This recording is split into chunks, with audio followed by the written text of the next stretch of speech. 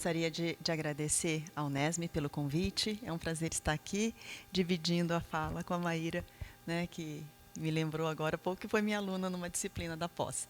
Bom, eu vou falar um pouco da experiência, e essa experiência ela é decorrente tanto de alguns atendimentos que eu faço com os meus alunos, nesse projeto de extensão, a Ramin, que nós atendemos migrantes no Brasil, como também de trabalhos e projetos e também de pesquisas que eu desenvolvo, tanto com migração japonesa, né, por motivos óbvios. Comecei estudando migração porque eu sou de uma família migrante de origem japonesa, e também eu desenvolvo projetos com a comunidade nipo-brasileira no Japão. Inclusive, eu cheguei a 10 dias de lá, trabalhando lá um pouquinho com a população nipo-brasileira lá. Bom, então, a fala, né, como o evento é sobre famílias, então eu vou falar um pouco da questão da parentalidade com famílias migrantes com filhos, tá? Porque uma das questões importantes diz respeito, sobretudo, à segunda geração, que é o que nós chamamos, né, dos filhos dos migrantes. Por quê? Porque essa é uma geração muito específica em famílias com migrantes, porque, no geral, muitas vezes os filhos vieram com os pais do país de origem e chegam num novo lugar, num novo destino, né, que nós chamamos de país de destino, ou então nasceram, né, no novo país, mas com uma família com características culturais muito diferentes das famílias que vivem no país de acolhimento ou no país de destino. Bom, eu tinha trazido alguns dados, né, gerais sobre a migração no Brasil, mas eu vou pular um pouquinho essa parte. Bom, no geral, nós temos aí um número de registro de entradas enorme no Brasil, em decorrência, inclusive, de questões políticas, econômicas, sociais da própria América Latina. Então, o grande fluxo de entrada no Brasil diz respeito a migrantes venezuelanos, haitianos e também bolivianos. Então, isso é o que nós denominamos de migração sul-sul, que é diferente em termos de características do sul para o norte ou do norte para o norte. Tá? E aí tem algumas características importantes que dizem respeito a dados atuais, que são algumas mudanças no perfil desses migrantes que chegam aqui no Brasil. Tanto com relação ao rejuvenescimento do fluxo, porque são famílias migrando com seus filhos, então isso tem trazido uma leva de filhos, tanto crianças como jovens, e também jovens mulheres que migram sozinhas, às vezes, com seus filhos, em busca de melhores condições, sobretudo com relação à Venezuela, porque lá existe um contexto político e econômico muito difícil.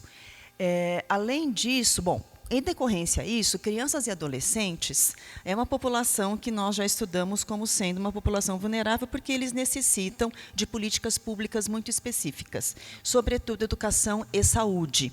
E isso, no Brasil ainda, né, nós temos muita dificuldade, tanto da educação quanto da saúde, em acolher devidamente a população migrante.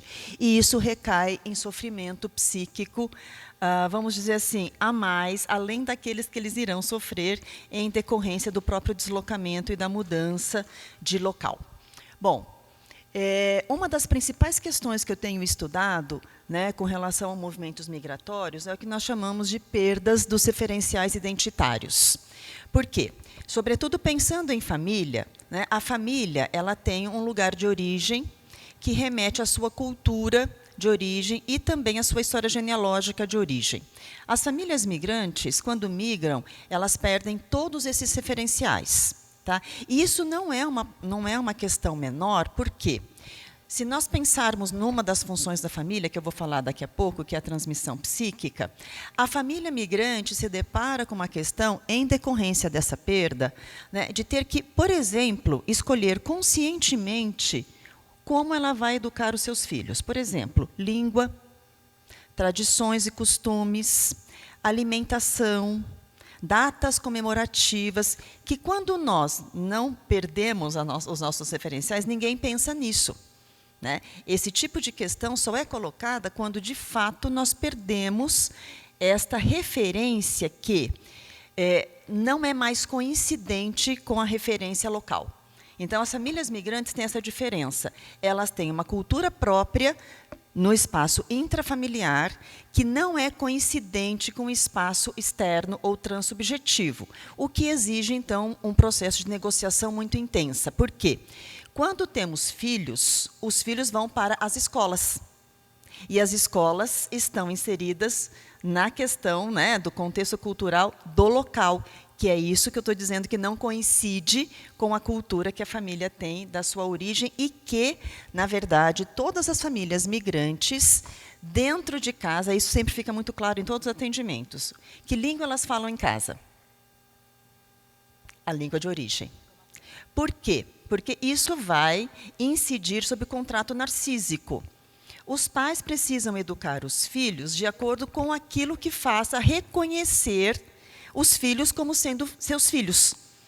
Então, os filhos precisam ter características, e aí, denominando culturais, da sua própria família, porque como a família vai investir e reconhecer aqueles filhos como sendo seus, se eles ficarem completamente diferentes da própria família e da própria origem.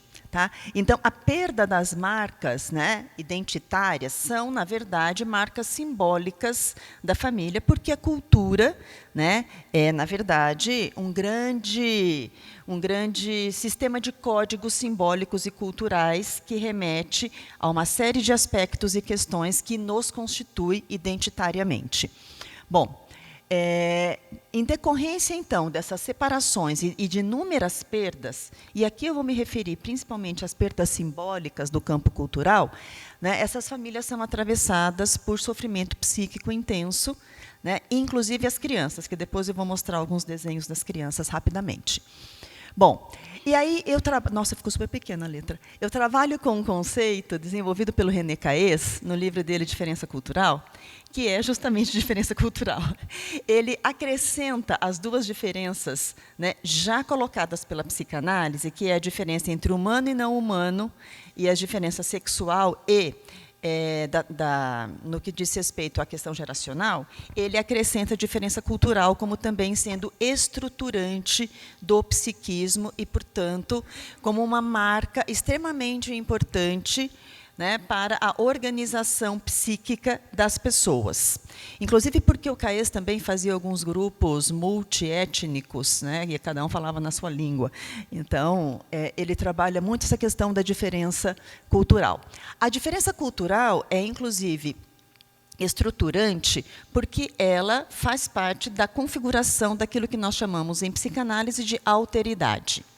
Né, porque ela é uma importante marca, por isso diferença, por isso ele classifica como diferença, né, é uma importante marca que define, né, no espaço inter e transsubjetivo o que seria o nós, que é o grupo. Né, pensando na família, o que seria esse nós que configura as características que mantém aquela família unida, né, naquilo que o Eiger, por exemplo, diz no habitat, no espaço psíquico compartilhado pela própria família. E aí o que acontece?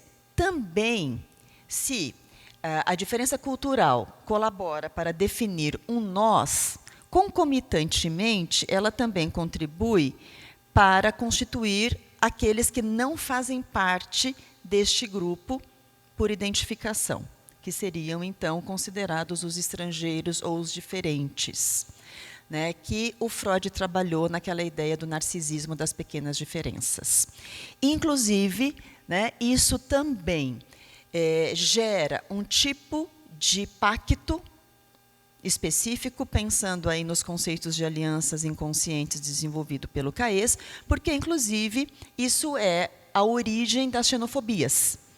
Né? Porque as xenofobias são sempre baseadas nessa diferença que classifica as pessoas como pertencentes por identificação e excluídas ou estrangeiras também por desidentificação, vamos dizer.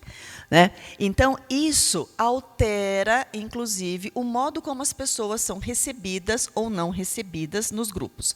E isso é particularmente mais sensível quando são movimentos migratórios com características fenotípicas muito marcantes. Né? Então, povos de origens com fenótipos muito específicos são reconhecidos no olhar. As pessoas olham e já reconhecem as pessoas como diferentes. E essa sensação de ser o estrangeiro irá, de alguma maneira, né, ter ressonância na sensação de não pertencimento ou de pertencimento, de deslocamento e de nunca estar em lugar nenhum. Que tem um artigo bem recente do Eiger sobre desenraizamento, porque a pessoa não se sente fazendo parte deste lugar com todas as suas marcas simbólicas culturais e, se houver um retorno, ela também não se sente mais pertencente ao seu lugar de origem, em função de todas as transformações que as pessoas vivem em função desse deslocamento inicial. Bom, pensando, então, na questão da família, né, nós partimos do princípio de que a família é um aparelho psíquico grupal com características e funções muito específicas, e eu vou falar só de algumas em função do tempo, né?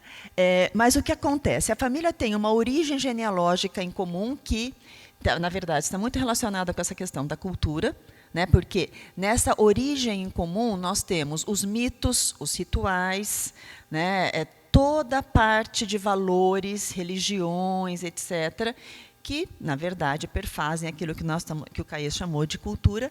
Também tem uma origem psíquica, porque diz respeito também aos mitos de origem, tanto genealógicos como da própria família, né? E também é através disso que a família vai designar os lugares e as funções de cada filho na cadeia genealógica, porque aí cada família tem os seus mitos. Por exemplo, em algumas famílias, com algumas tradições, o filho mais velho, né, homem, tem uma função diferente das filhas ou do segundo filho, enfim, os lugares que aí isso determina o que o Caes chamou de contrato narcísico, que é uma aliança específica, estruturante, também depende da organização desse espaço psíquico familiar. Bom, além disso, né, uma das questões também da família diz respeito à transmissão psíquica geracional, que é o que o Freud começou a trabalhar no livro dele, de 1914, sobre o narcisismo, né, de que todo ser humano precisa se haver com um conflito inicial, né, de ser ele mesmo ou de fazer parte de uma cadeia geracional que o precede, que é o conceito básico de transmissão psíquica geracional. Nas famílias com migrantes, essa transmissão psíquica irá enfrentar alguns desafios específicos, que foi aquilo que eu adiantei um pouquinho anteriormente. Bom, essa família precisa, essa é uma função da família, transmitir psiquicamente o seu legado, né, e também, com isso, fazer dos filhos seus herdeiros. Porém, aqui o que acontece? Os filhos têm uma necessidade de socialização, de pertencimento a grupos de afiliação secundários, escola, mundo social, amigos, etc. E os filhos vão para a escola, no mínimo, né? E os filhos terão contato com esta cultura de destino que, muitas vezes, é muito diferente da família de origem. Então, aqui começam as negociações necessárias para a transmissão psíquica da família. Inclusive, eu já ouvi relatos de pais, né, em atendimento, dizendo, bom, nós diferenciamos em casa, então, para algumas coisas, nós falamos a língua de origem, por exemplo, espanhol, no caso de famílias, né, da América Latina. E dizemos para os filhos, isso nós vamos falar em português, porque vocês também precisam aprender português. Então, é praticamente uma família bilíngue. E outra coisa, aqui também tem uma inversão, muitas vezes, na transmissão, porque como os filhos vão para a escola, às vezes os filhos são os tradutores dos seus pais, e são os filhos que, muitas vezes, ensinam os pais a língua local, né? Então, e aí, muitas vezes, os filhos misturam também. E aí, o que acontece? Isso pode ser alvo de xenofobia, e tem sido alvo de xenofobia nas escolas. Porque, às vezes, a criança, ela está falando, vez ou outra vem uma palavra do vocabulário de origem dela, e isso pode ser, né, um motivo de bullying. Como eu disse, na experiência lá no Japão, por exemplo, é uma coisa impressionante, porque, assim, fenotipicamente, todos nós somos japoneses, né? Lá no Japão, estou dizendo. O que acontece? Mas as crianças de origem brasileira são apontadas como diferentes porque têm um sotaque, porque tem alguma marca cultural que não é completamente idêntica ao contexto japonês. Então, é um conflito identitário com uma certa diferença, porque tem a mesma origem genealógica, mas é considerado estrangeiro num país da sua origem genealógica. Então, é uma marca terrível. Por quê? Porque isso não auxilia na configuração identitária. Aliás, quando o Caes discute rapidamente a questão da configuração identitária, ele diz que é muito importante, porque ele diz que a identidade ela não é apenas intrapsíquica, que ela depende daquilo que o contexto devolve para o sujeito em termos de reconhecimento das marcas identitárias que ele carrega.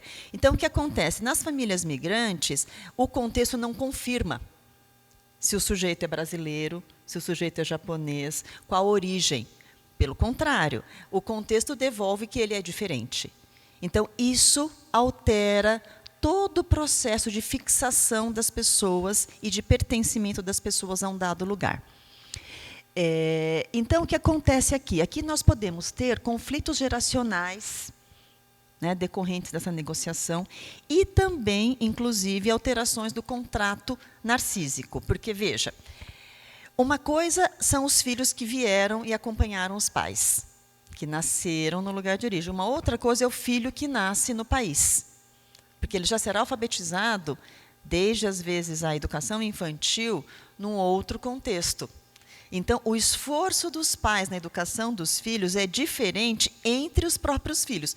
E, assim, nós sabemos que isso acontece na família, né? Mas não por um motivo cultural como esse. Então, essas famílias elas têm negociações, vamos dizer assim, né, diferentes em decorrência desta marca daquilo que o Caes chamou de diferença cultural.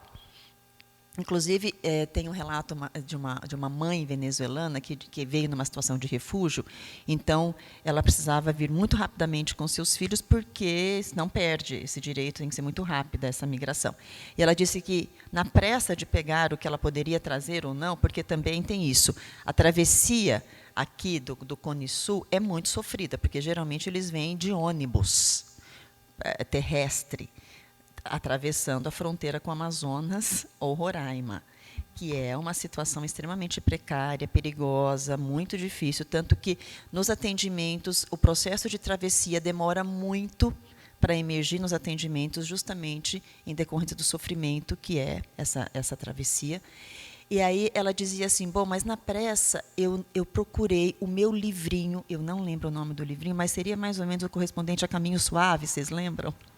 Que foi o livro que ela foi alfabetizada e que ela precisava trazer com ela para ensinar o espanhol aos seus filhos da mesma maneira como ela aprendeu o espanhol. E ela dizia, a minha preocupação é muito maior, porque eles vão ter que aprender o espanhol só comigo. Porque eles não vão ter na escola ninguém para ensinar espanhol. Ai, minha nossa, eu tenho 3 minutos. Bom, então tem uma questão da transmissão psíquica do contrato narcísico, que era basicamente o que eu queria falar. E aí, eu tinha uma família para apresentar, mas tudo bem, depois eu vou mandar o artigo, e aí, quem quiser, porque aí eu tenho as entrevistas com os pais e os desenhos que nós fizemos DFE com as crianças, que é o desenho de famílias com histórias. E as crianças trazem muito, tudo. Inclusive, uma das questões também que pode acontecer muito em famílias com migrantes é a configuração de não ditos e segredos, que isso vai gerar uma transmissão psíquica transgeracional, movidas por traumas, porque os pais, por exemplo, venezuelanos, tentavam, né, não transmitir a fome, todas as dificuldades que eles passavam. E as crianças desenhavam só sobre alimentação, falta de comida, quanto eles eram ricos aqui no Brasil, em comparação com a Venezuela, o que dá para entender que as crianças percebiam o contexto. Então, nessa família, por exemplo, a criança que contou a história, ela dizia que, num dos desenhos, acho que o segundo, que os filhos foram sozinhos ao supermercado, chegaram ao supermercado e se perderam. E aí ficaram desesperados porque se perderam. E aí tem a perda do avô, tem uma série de situações que eu não vou conseguir relatar nos desenhos das crianças. E ela dizia assim, não, mas aí eu e o meu irmão, era uma menina com um menino, né, no desenho. Paramos para pensar, e aí lembramos que o nosso pai disse que a gente nunca vai estar perdido. É só a gente olhar para trás, pensar no caminho que nós conseguimos voltar. Né? Então, essa questão de olhar para trás, do passado, das origens, etc. Bom, para finalizar, então, Esse desenho é um desenho que uma criança venezuelana fez no atendimento que nós realizamos. Ele vem encaminhado pela escola. E a escola brasileira é um problema, porque a escola exige que as crianças só falem a língua portuguesa. Elas não têm uma negociação da interculturalidade, elas não entendem a importância da manutenção, né, de alguma maneira, da língua de origem, da cultura de origem. E as crianças, então, têm medo de falar e de falar errado, e aí essa marca da não aceitação fica muito evidente. Então, essa criança ela estava no início da idade escolar, 7 anos, 6, 7 anos, e ela veio encaminhada por questões de aprendizagem. E encaminhamento era porque ela tinha dificuldade no idioma português. Bom, oferecemos atendimento em espanhol, em português, ela falou português perfeitamente o atendimento inteiro, ou seja, o problema não era a criança, certamente. E aí ela brincou, enfim, usou os materiais lúdicos, etc., na sessão. E, ao final da sessão, ela falou assim, olha, eu gostei muito de estar aqui com você, porque você me deixou falar do jeito que eu quisesse. E ele falou, e eu consegui falar o português. E aí ele falou assim, eu vou desenhar para você um pássaro brasileiro. E aí ficaram alguns minutos descobrindo, porque ele não lembrava o nome do pássaro. E era, por fim, o papagaio. E ele denominou o papagaio de pássaro brasileiro porque era verde e amarelo. A cor do papagaio é verde e amarelo. E olha as cores que ele desenha, o papagaio dele, que são as cores da bandeira da Venezuela. Exatamente as mesmas cores da bandeira da Venezuela, demonstrando claramente o processo de negociação psíquica, né, e da constituição identitária. Então, era o menino tentando ser brasileiro com as cores da bandeira da Venezuela. E ele termina o atendimento com esse desenho, entregando para a aluna que o atendeu, né, durante a sessão. E aí, por fim, tem um trecho do poema do Carlos Drummond de Andrade, A Ilusão do Migrante, que é um poema enorme. Eu trouxe só a última parte do poema, que ele diz assim, quando vim da minha terra, não vim, perdi-me no espaço, na ilusão de nunca ter saído. Ai de mim, nunca saí. Lá estou eu, enterrado por baixo das falas mansas, por baixo das negras sombras, por baixo das lavras de ouro, por baixo de gerações, por baixo eu sei de mim mesmo, este vivente enganado, enganoso. Então, acho que é isso. Muito obrigada.